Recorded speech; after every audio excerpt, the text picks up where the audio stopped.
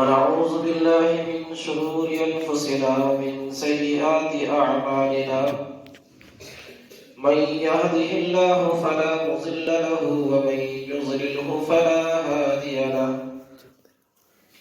ونشهد أن لا إله إلا الله وحده لا شريك له ونشهد أن سيدنا وسندنا وحبيبنا ونبينا ومولانا محمدا عبده ورسوله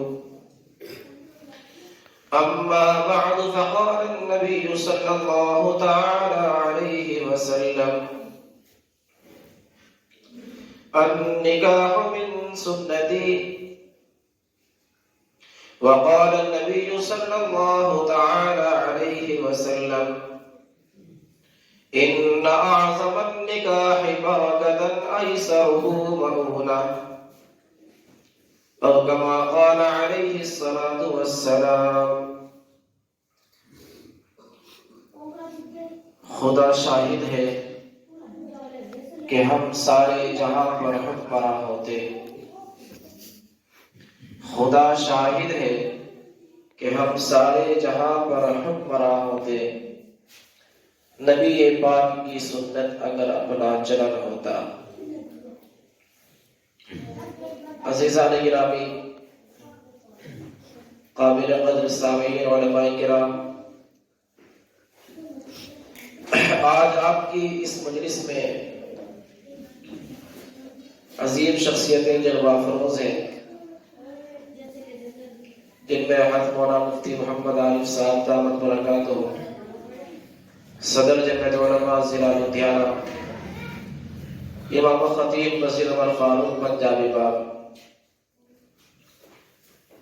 آپ جیسی شخصیتوں کے موجود ہوتے ہوئے مجھ ناچیز کا کچھ عرض کرنا یہ بڑی جسارت کی بات ہے، لیکن اپنی اصلاح کی نیت کے ساتھ کچھ طالب علمانہ گزارشات آپ سبھی حضرات کے سامنے پیش کروں گا.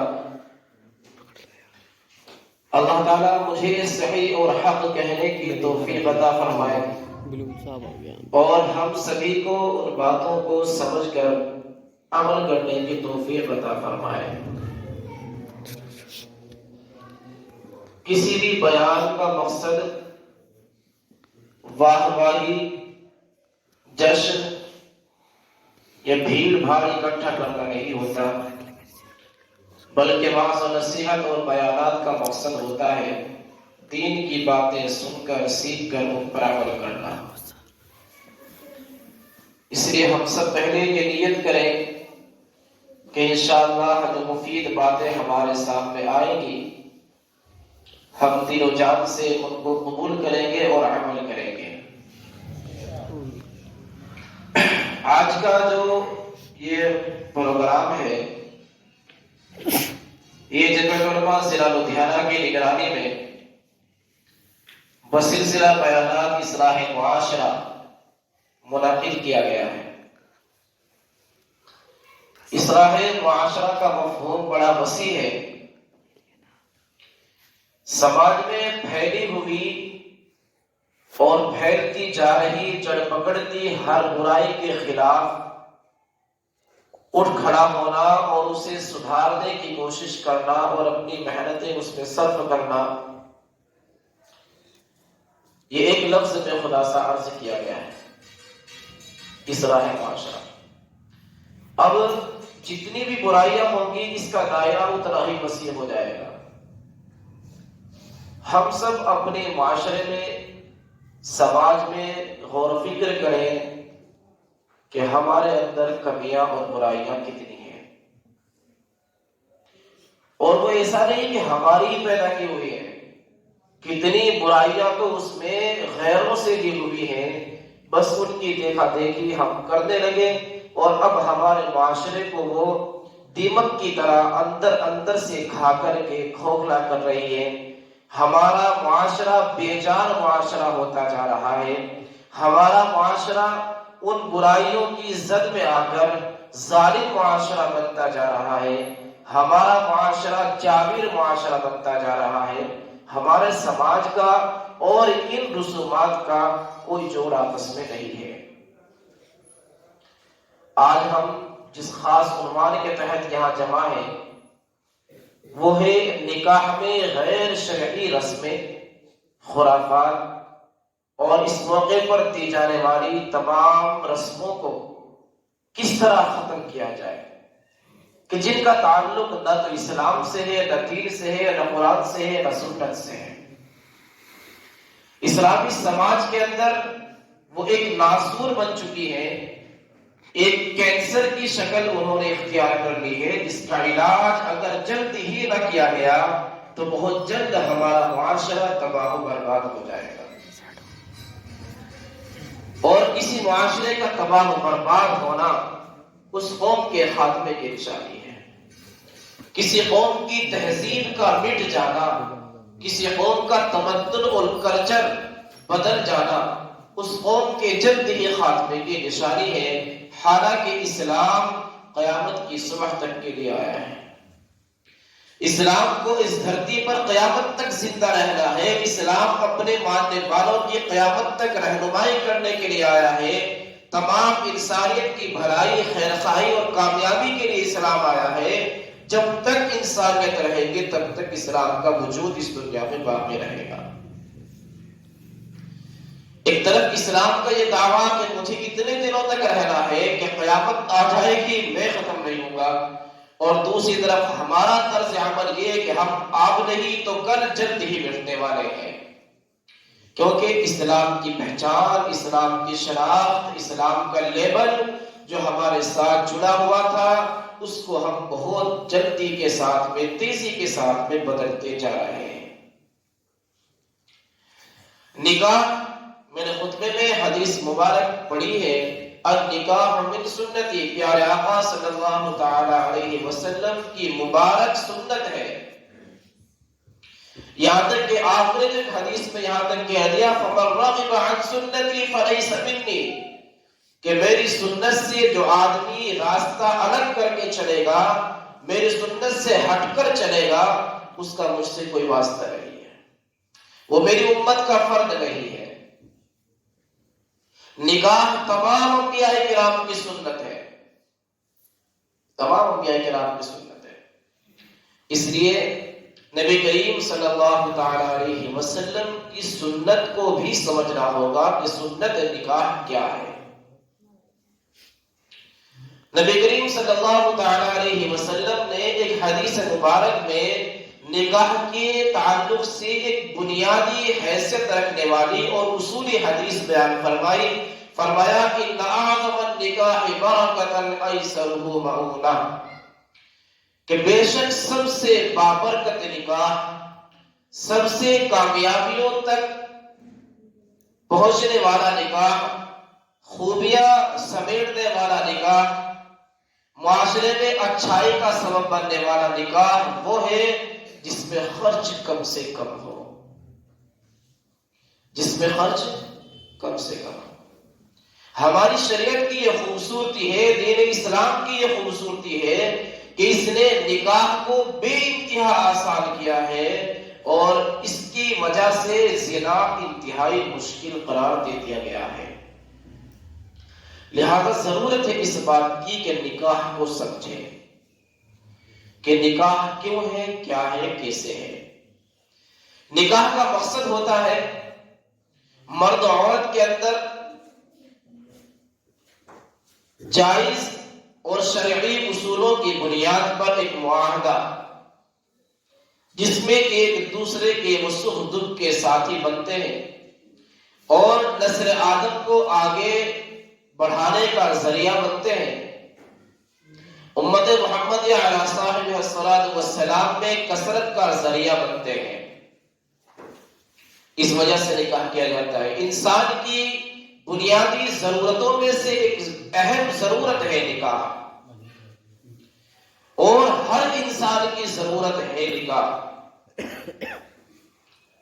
اور قاعدہ یہ ہے کہ جو چیز جتنی زیادہ ضرورت کی ہوتی ہے، جس چیز کی جتنی زیادہ ضرورت پڑتی ہے، اللہ کی طرف سے وہ چیز اتنی ہی آسان کر دی جاتی ہے۔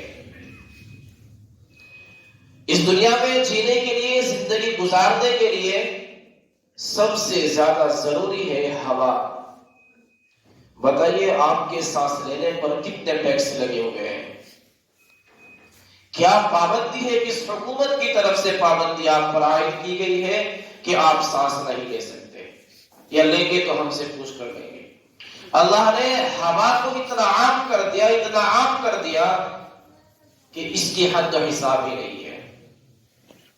پانی اللہ تعالیٰ نے آسان کر دیا، اتنا آسان کر دیا کہ ہر جگہ تک پانی پہنچ رہا ہے، اور سب سے سستا، سب سے فری میں پانی پہنچ رہا ہے۔ تو جتنی زیادہ ضرورت جس چیز کی ہوتی ہے، وہ چیز اتنی ہی اللہ تعالیٰ آسان فرما دیتا ہے۔ اس کا حصول اور اس کو لینا اتنا ہی آسان کر دیتا ہے۔ چنانچہ اسی طرح نکاح بھی انسان کی بنیادی ضرورت ہے، تو اللہ تعالیٰ نے نکاح کو بھی بہت آسان کیا ہے، جبکہ زکوٰۃ اس لیے آسان نہیں ہے۔ زکوٰۃ جب دیتا ہے آدمی، جب اس کی کمائی اچھی خاصی ہو، سالانہ اس پر اخراجات سے زائد اتنی رقم بچتی ہو کہ جتنی مقدار پر زکوٰۃ فرض ہو سکتی ہو، ایک خاص مقدار اس کی متعین ہے کہ اتنی دولت اس کے پاس ہو، وہ بھی اتنی آسان نہیں۔ مگر نکاح تو چونکہ ہر کسی کی ضرورت ہے، اس لیے اس کو آسان کر دیا، اس میں خرچ ہی نہیں رکھا۔ خرچ کتنا ہے؟ خرچ اس میں صرف مہر کا ہے، اس کے علاوہ کوئی خرچ ہے ہی نہیں۔ لڑکا اور لڑکی والے رشتے کے لیے تیار ہیں، نکاح کا اعلان کر دیا گیا، کسی بھی صاحب علم نے، دیندار شخص نے خطبہ نکاح پڑھا اور ایجاب اور قبول کرا دیا، نکاح ہو گیا، اس میں مہر کا متعین کیا جانا، بس یہ خرچہ ہے۔ باقی جب انسان ایک دوسرے سے جڑ گیا تو وہ تو ہر کسی کے ساتھ ضرورتیں لگی ہوئی ہیں، مگر نکاح کی ضرورتوں سے ان کا کوئی تعلق نہیں ہے۔ نکاح میں صرف کیا خرچ ہے؟ مہر کا۔ اللہ نے کسی کو اور دیا ہے، اچھا خاصا کھاتا پیتا ہے، تو وہ جا کر کے اپنے گھر میں اپنے رشتے داروں، اپنے یار دوستوں، اپنے پڑوسیوں کو دعوت ولیمہ کھلاتے ہیں، ٹھیک ہے؟ وہ بھی ضروری نہیں ہے، بس مہر ضروری ہے۔ بہرحال رشتے کے انتخاب سے نکاح کی بنیاد شروع ہو جاتی ہے کہ رشتے کا انتخاب کیسے کیا جائے، رشتہ تلاش کیسے کیا جائے۔ اس کے لیے نبی کریم صلی اللہ تعالی علیہ وسلم کی حدیث مبارک میں ارشاد اور رہنمائی موجود ہے کہ نکاح کے لیے لڑکا یا لڑکی کا انتخاب دین کی بنیاد پر کیا جائے۔ دیندار لڑکی یا دیندار لڑکے کو اپنے لیے رشتے کے لیے منتخب کیا جائے، غیر دیندار، دنیا دار، دولت مند، رئیس اور عہدیدار کا انتخاب نہ کیا جائے۔ سمجھ رہے نا؟ جب انسان دیندار ہوگا، جب میں اپنا رشتہ تلاش کروں گا اور وہ دیندار ہوگا تو دین کے تقاضے بھی سمجھتا ہوگا، دین کی بات بھی سمجھتا ہوگا، دین کے تعلق سے اسے کچھ سمجھایا جائے گا وہ بھی سمجھتا ہوگا، دین کے بارے میں کوئی بھی بات اس سے منوائی جائے گی اسے ماننے کے لیے بھی وہ تیار ہوگا۔ مشکلات یہیں سے آتی ہے کہ رشتے کے لیے انتخاب دنیا دار کا کیا جاتا ہے، دولت دار کا کیا جاتا ہے، عہدے دار کا کیا جاتا ہے، اور پھر اس سے زبردستی کی جاتی ہے کہ تم دین پر چلو۔ وہ نمازوں کے قریب نہیں، وہ روزوں کے قریب نہیں، وہ قرآن نہیں سمجھتا، وہ حدیث نہیں سمجھتا، وہ سیرت نہیں سمجھتا، وہ دین نہیں سمجھتا، اس سے کہا جا رہا ہے کہ بھائی جہیز لا لو، یہ لا لو اور وہ لا لو، وہ تو سمجھتا ہی نہیں بھائی دین کو۔ تو سب سے پہلے تو ہم غلطی یہی کر جاتے ہیں کہ اپنے رشتے کے لیے لڑکا یا لڑکی کا انتخاب دین کے بنیاد پر نہیں کرتے۔ دین کی بنیاد پر انتخاب کریں تو انشاءاللہ آسانی ہوگی۔ سمجھ میں آتا ہے؟ دوسری چیز آتی ہے نکاح کی تاریخ طے کرنا۔ یاد رکھیے نکاح کی تاریخ طے کرنے کا کوئی تصور نہیں ہے اسلام میں کہ باقاعدہ پہلے سے ایک پروگرام منعقد کیا جائے اور پھر کسی دن کی تاریخ متعین کی جائے اور اس وقت جو ہے لڑکے والوں کو بلایا جائے اور نکاح پڑھایا جائے. ایسا کوئی تصور نہیں ہے. بس جب بھی آپ کی سہولت لگے، جب بھی آپ کو لگتا ہو کہ بس مجھے لڑکی کو بھیج دینا چاہیے، آپ اسی دن کے بارے میں لڑکے والوں سے کہتے ہیں کہ آپ آئے اور لڑکی کو لے کر چلے جائیں، نکاح کروا دیں. بس نکاح ہو گیا. اس کے بعد ہمارے یہاں جو خرافات پائی جاتی ہیں، رشتے کے انتخاب سے لے کر کے دوسرا نمبر آتا ہے سگائی کا. جب آپ کو لڑکی پسند آ گئی، لڑکی والوں کو لڑکا پسند آ گیا، تو اب سگائی کس چیز کا نام ہے یہ ہماری سمجھ میں اب تک آنے کو تیار نہیں ہے. جب دونوں کی ہاں ہو گئی تو پھر سگائی کس چیز کو کہتے ہیں کہ خام خواہ کی ہندوانہ رسم اپنے اوپر مسلط کر لی ہے. ہاں کا نام ہی تو سگائی ہے. ہاں کا نام ہی تو سگائی ہے. ہاں، جال بچھانے کا نام آپ نے سگائی رکھ رکھا ہے تو یہ بات الگ ہے. کسی کو 10 20 50 ہزار لاکھ 1.5 لاکھ روپے دے کر باندھنے کا نام سگائی رکھ رکھا ہے تو بات الگ ہے. کسی کے پیروں میں بیڑی ڈالنے کا نام آپ نے سگائی رکھ رکھا ہے تو بات الگ ہے. کسی کی بے اعتبار زبان کو قابو کرنے کا نام آپ نے رکھ رکھا ہے سگائی تو بات الگ ہے. ورنہ آپ لڑکا اور لڑکی والوں کی ہاں اور رضامندی ہی سگائی ہوتی ہے. سمجھ نہیں پڑی. اس کے بعد نمبر آتا ہے شادی کی تاریخ طے کرنے کا، جس میں ہم لال خط کو بے انتہا ضروری سمجھتے ہیں. ساری دنیا میں آپ دیکھیں لال رنگ کو خطرے کا نشان مانا جاتا ہے. ساری دنیا میں لال رنگ کو منحوس سمجھا جاتا ہے. ساری دنیا میں آپ ریل گاڑیاں تک دیکھو، ریل گاڑیاں لال جھنڈی دیکھتے ہی رک جاتی ہیں، تو آپ کی نکاح کی گاڑی لال خط سے کہاں چلے گی بھائی؟ وہ لال خط سے کیسے چلے گی؟ سفید رنگ کو ساری دنیا میں پرامن سمجھا جاتا ہے، امن کا پیام سمجھا جاتا ہے، امن کا نشان سمجھا جاتا ہے، امن کا ایک پرتیک سمجھا جاتا ہے. اس سے بے پہلوی اختیار کرتے ہیں کیونکہ سادے کاغذ پہ خرچ نہیں ہوتا ہے. مسئلہ تو یہ کہ اندر اندر ایک کیڑا کاٹتا رہتا ہے خرچ کرنے کا، اس لیے رنگوں کا انتخاب ہوتا ہے. یاد رکھو رنگوں کے جھگڑے میں زیادہ پڑھ کر کے اب تک یہ مصیبتیں جھیلنے کے علاوہ کوئی اور چارہ نہیں ہے. آپ نے ایک واقعہ سنا ہوگا بنی اسرائیل میں گائے ذبح کرنے کا.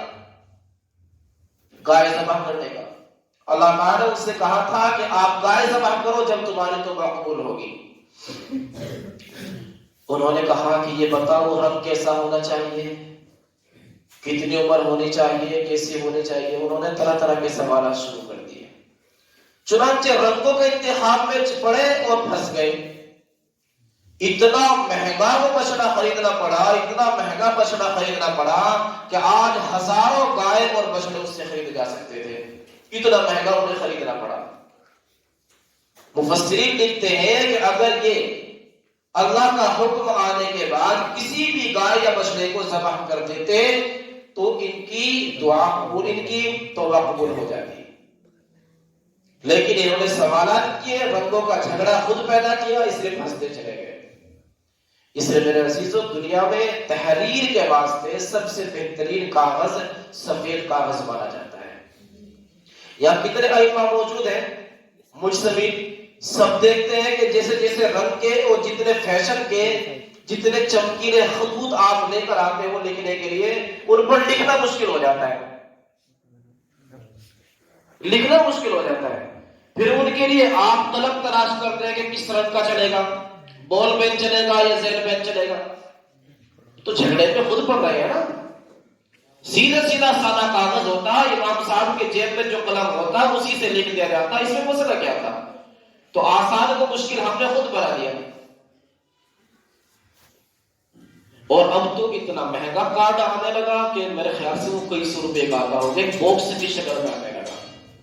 ہم دیکھتے ہیں اس لیے بتا رہے ہیں، آپ کرتے ہیں آپ کو تو ہم سے زیادہ پتا ہوگا. کئی سو روپے کا، اور پھر کئی سو روپے کا اس میں راشن بھی بھرا جانے لگا. مجھے تو ایسا لگ رہا ہے کہ آگے چل کے یہ بھی ایک بڑی رسم اور بدعت نہ بن جائے. آگے اس پر بھی ہزاروں کے خرچ نہ ہونے لگے. تو اس چیز سے بچو. شادی کی تاریخ طے کرنے کے لیے لال خط کا ہونا کوئی ضروری نہیں، آپ فون پر رابطہ کر کے بھی ان کو تاریخ بتا سکتے ہو کہ فلاں تاریخ میں آ کر کے لڑکی کو رخصت کر کے لے جائیے۔ ضرورت آپ کو زیادہ محسوس ہو رہی ہے تو آپ سادے کاغذ پر امام صاحب سے لکھوا کر کے بھیج سکتے ہو، یہ بھی طریقہ درست ہے۔ پھر آپ لال خط کو بھیجنے کے لیے کسی نائکا یا بھیجنے والے کا، دے جانے والے کا انتظام کرتے ہیں جو ان پر جا کر بوجھ بن جاتا ہے، جن کے یہاں آپ نے وہ لال خط بھیجا ہے نا ایسا ہے؟ وہ آپ سے تو کچھ نہیں لے کے جاتا، لیکن جن کے یہاں جاتا ہے نا سوچ کے جاتا ہے کہ اجاڑ کے آؤں گا۔ اسے اگر لدھیانے میں آ گیا تو کمبل بھی چاہیے، گرم جوڑی بھی چاہیے، جیکٹ جرگین بھی چاہیے، اور اوپر سے پیسے بھی چاہیے، اور پتہ نہیں وہ کیا کیا دیتا ہوگا، دینے والے اچھی طرح جانتے ہیں۔ اس کا کیا طریقہ ہے؟ یہ کہاں سے اسلام کا ہے؟ ہمارے اسلام سے، ہمارے شریعت اور دین سے اس کا کوئی تعلق نہیں ہے، اس کو ختم کیجیے۔ آپ چاہے فون پر بتائیں، آپ چاہے خط بھیج کر کے اس کو اطلاع دیں، آپ خود یہ کام انجام دیں، کسی اور کو اس میں شریک نہ کریں، ان پر بوجھ بن جاتا ہے۔ آسانی پیدا کرو ان لوگوں کے لیے۔ آگے جوڑے کے بعد میں نمبر آتا ہے پھر نکاح والے دن کا، جس تاریخ کا آپ نے اعلان کیا ہے۔ اس سے پہلے آپ بھی